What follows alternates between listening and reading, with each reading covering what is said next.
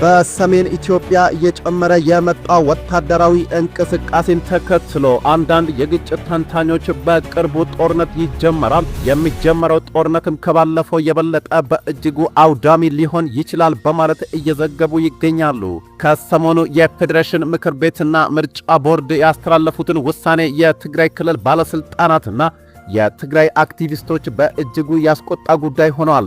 የአማራ ክልልና የትግራይ ክልል የሚወዛገቡበት የወልቃይትና ራያ አካባቢዎችን በማስመልከት ምርጫ ቦርድ ባስተላለፈው ውሳኔ መሰረት መራጮች በቀጥታ ድምጻቸውን ለሕዝብ ተወካዮች ምክር ቤት እንዲሰጡ መወሰኑ በፌዴራል መንግስትና በትግራይ ፖለቲከኞች መካከል ከፍተኛ ቅራኔን የፈጠረ ሲሆን ይህ የሰሞኑ ተጨማሪ አለመግባባት በሁለቱ አካላት መካከል ወታደራዊ ግጭትን ሊቀሰቅስ ጫፍ ላይ ደርሷል ተብሏል። እንመለከተዋለን። በሌላ መረጃ ፓኪስታንና አፍጋኒስታን ከባድ የተባለ ጦርነት ውስጥ ገብተዋል።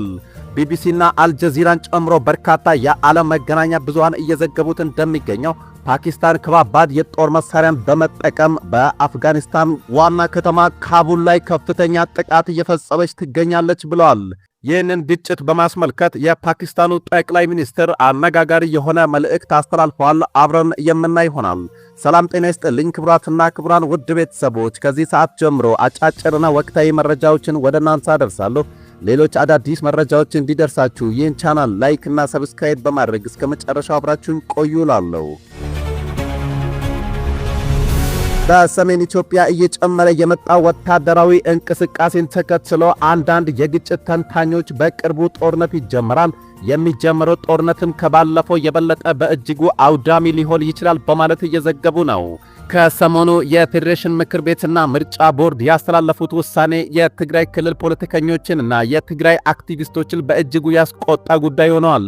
የአማራ ክልልና የትግራይ ክልል የሚወዛገቡበት የወልቃይትና ራያ አካባቢዎችን በማስመልከት ምርጫ ቦርድ ባስተላለፈው ውሳኔ መሰረት መራጮች በቀጥታ ድምጻቸውን ለሕዝብ ተወካዮች ምክር ቤት እንዲሰጡ መወሰኑ በፌዴራል መንግስትና በትግራይ ፖለቲከኞች መካከል ከፍተኛ ቅራኔን የፈጠረ ሲሆን ይህ የሰሞኑ ተጨማሪ አለመግባባት በሁለቱ አካላት መካከል የነበረውን መካረር ወደ ወታደራዊ ግጭት ሊያሸጋግር ይችላል ተብሏል። በወልቃይት የተከዜ ዘብ ታጣቂዎችን የሚመሩት ኮሎኔል ደመቀ ዘውዱ ከሰሞኑ ከትግራይ ጋር ፍቺ ፈጽመናል፣ ከአሁን በኋላ አንሸወድም ማለታቸውን ተከትሎ ይህ ንግግር በአንድ በኩል በሁለቱ ኃይሎች መካከል ከፍተኛ መካረር እንዳለ የሚያመላክትና በሌላ በኩል ደግሞ በሁለቱ ህዝቦች መካከል መለያየትን ይፈጥራል በሚል ትችት ገጥሞታል። ኮሎኔሉ የፌዴሬሽን ምክር ቤትን ሰሞንኛ ውሳኔ ተከትሎ ከትግራይ ጋር የመጀመሪያ ፍቺ ፈጽመናል፣ ሙሉ ውሳኔ ሲወሰን ደግሞ ሙሉ ፍቺ እንፈጽማለን በሚል ተናግሯል። አንሸወድም፣ ትግሉ ይቀጥላል ያሉት የተከዜ ዘቡ አዛዥ የትግራይን ፖለቲከኞች ግብዝ በማለት ዘልፈዋል። የተከዜ ዘብ በተጠንቀቅ መሆኑን በማሳወቅ ኃይሉ ወደ ግንባር መግባቱንና ለሁሉም ነገር ዝግጁ እንደሆነ ይፋ አድርጓል። በወልቃይት ቀጠና የህወሓትና የፌዴራል መንግስት ኃይሎች ከፍተኛ ቁጥር ያለው ኃይላቸውን አስጠግተው ፍጥጫ ውስጥ ይገኛሉም ተብሏል። የወልቃይት ጠገዴ ህዝብ ከትግራይ ክልል ተለይቶ በራሱ ምርጫውን እንዲያካሄድና የህዝብ ተወካዮች እንዲኖሩት በምርጫ ቦርድ የተሰጠው አቅጣጫ እጅግ መልካም ጅምርና ፍትሃዊ ሲሉ ኮሎኔሉ ገልጾታል። ኮሎኔል ደመቀ በወቅታዊ ጉዳዮች ላይ ከሚዲያ ጋር በነበራቸው ቆይታ በዘንድሮ ምርጫ የወልቃይት ህዝብ ከትግራይ ክልል ነፃ ሆኖ መሳተፉን የመጀመሪያው ፍቺ ሲሉ በመግለጽ ዘላቂውና ሙሉ ጥያቄያቸው ምላሽ የሚያገኘው ከምርጫው በኋላ በሚካሄድ የህዝብ ውሳኔ እንደሆነና ወሳኙ እርምጃም ወደ አማራ ክልል ምክር ቤት ሲቀላቀሉ መሆኑን አብራርተዋል። ይህ የኮሎኔሉ ከትግራይ ጋር ፍቺ ፈጽመናል ንግግር በአማራና ትግራይ ማህበረሰብ አብሮነት ላይ እንቅፋት ሊሆን ይችላል በሚልም ወቀሳ ተሰንዝሮበታል። ፍቺው ሙሉ መሆን አለበት የሚሉት ኮሎኔል ደመቀ የምርጫ ቦርድንና የፌዴሬሽን ምክር ቤትን መግለጫ ተከትሎ የትግራይ ፖለቲከኞች የሚያሰሙትን ቅሬታ አጥብቀው ሲነቅፉ ተደምጠዋል። ህወሓት ራሱ ከሕገ መንግሥት ውጪ ምርጫ እያካሄደ ሌላው ሕጋዊ መብቱን ሲጠይቅ ሕግ ተጣሰ ማለቱ ግብዝነት ነው በማለትም አክለዋል። በተጨማሪም አካባቢውን ማን ያስተዳድረውና ምርጫው በማን ስር ይካሄድ በሚለው ጉዳይ ላይ የፕሪቶሪያ ስምምነት አካባቢውን አከራካሪ በማለት የፌዴራል መንግስት እንዲያስተዳድረው የህወሓት ተወካዮች በፍርማቸው ማረጋገጣቸውን አስታውሰዋል። የትግራይ ሊቃን ስምምነቱን ሳይረዱ ወይም እያወቁ ሕግ ተጣሰ ማለታቸው አግባብ እንዳልሆነ የገለጹት ኮሎኔሉ የፌዴራል ተቋማትን መቃወማቸውን አውግዘዋል።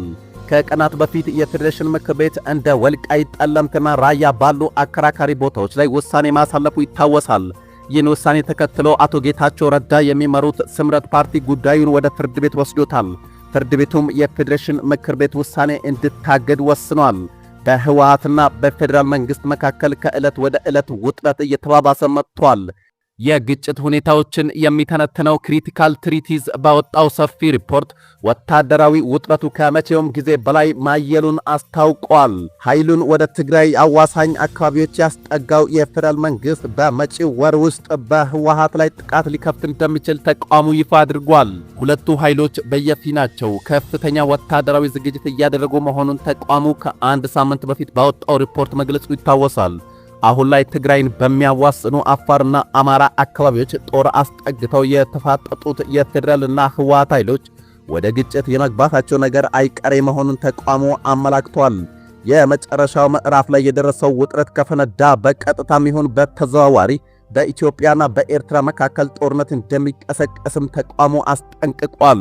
ሁለቱ አገራት በድንበር አካባቢዎች ከፍተኛ ወታደራዊ ዝግጅት እያደረጉ መሆኑን የሚጠቅሰው ሪፖርቱ የኤርትራን ጦር ጨምሮ ዋናው ጦርነት ዝግጅት እያደረገ ያለው በሰሜን ኢትዮጵያ ነው ብሏል። በዋናነትም በትግራይ አማራና አፋር ክልሎች አዋሳኝ ሲሆን የኤርትራ ጦር ትግራይ ክልል ገብቶ ከህወሓት ታጣቂዎች ጋር በጋራ እየተንቀሳቀሰ ነው ብሏል። የኤርትራ ወታደሮች ከአዲግራት እስከ ተንቤን ድረስ ዘልቀው መግባታቸውን የአይን እማኞችን ጠቅሶ ኢትዮጵያ ኢንሳይደር መዘገቡ ይታወሳል። በኢትዮ ኤርትራ መካከል ጦርነቱ ከተቀሰቀሰ እንደ ሳውዲ አረቢያ፣ የተባበሩት አረብ ኤምሬት ያሉ የባሕረ ሰላጤው አገራት እንደሚገቡበት ተቋሙ በሪፖርቱ አስጠንቅቋል። እንዲሁም ከኢትዮጵያ ጋር ውጥረት ውስጥ የምትገኘው ግብፅና በቀጠናው እያንዣበበች የምትገኘው እስራኤል እጃቸውን ማስገባታቸው አይቀሬ መሆኑን አመላክቷል። 11ኛ ሰዓት ላይ የደረሰውን ውጥረት ማስቀረት ካልተቻለ እስራኤልና አረብ ኤምሬትስ ከኢትዮጵያ ጎን ሲሰለፉ፣ በአንጻሩ ሳውዲና ግብፅ ከኤርትራ ጎን ሊሰለፉ እንደሚችሉ ትንበያውን አስቀምጠዋል።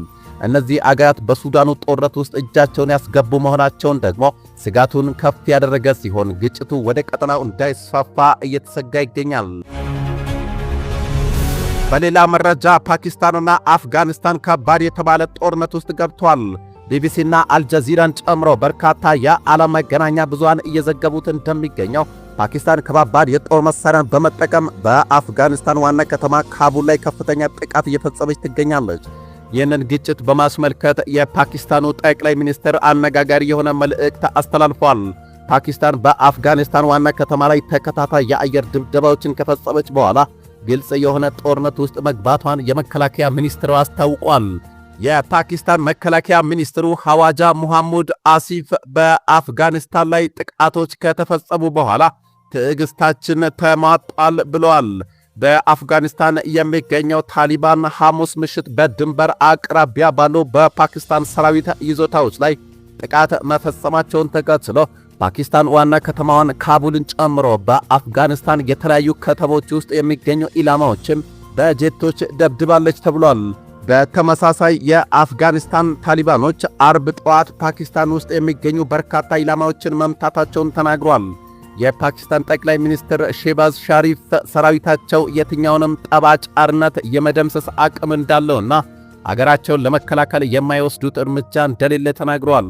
የሁለቱ አገራት ኃይሎች በተለያዩ ጊዜያት ሲጋጩ የቆዩ ሲሆን ባለፈው ጥቅምት ያልጸና የተኩስ አቁም ስምምነት ደርሰው ግጭታቸውን በዘላቂነት ለማስቆም የድንበር ስምምነት ላይ ለመድረስ ያደረጓቸው ድርድሮች ውጤት ሳያስገኙ ቀርተዋል። ፓኪስታን በቅርቡ በዋና ከተማ መስጂድ ውስጥ የተፈጸመውን የአጥፍቶ ጠፊ ጥቃትን ጨምሮ አፍጋኒስታን ጸረ ፓኪስታን ሽብርተኞችን ትደግፋለች በማለት ስትከስ ቆይታለች።